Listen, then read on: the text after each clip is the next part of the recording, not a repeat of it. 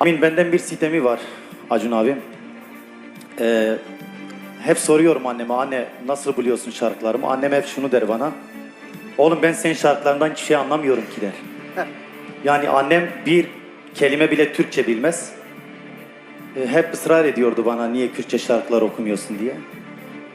İzniniz varsa eğer küçücük ben bebekken kulağıma fısıldadığı bir ninni vardı.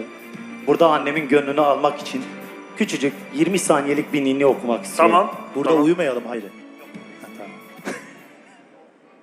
Lori lori lori lori Berxem lori lori Cergem lori lori lori Berxem lori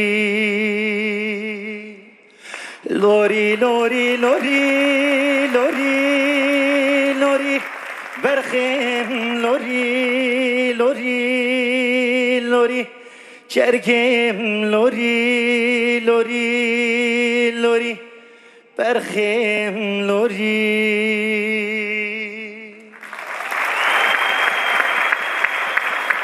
Annemin ellerinden öpüyorum. İnşallah gönlünü almışızdır. Türkiye halklarına da özel selamlarımı iletiyorum. Her şey için teşekkür ederiz. Burada olmak çok güzel bir duyguydu. Hadise Hanım size çok çok teşekkür ederim. Koçumuz Banu Hanım'a çok teşekkür ederim. Murat abi seni çok seviyorum, bunu bil. Teşekkür ederim. Beyaz abi seni de çok seviyorum. Seda Hanım keza. Sizinle olmak çok güzeldi. Kalan arkadaşlara da başarılar diliyorum. Ben bu işe devam edeceğim. Başta da belirtmiştim. İlk sahnem değil, son sahnem de olmayacak.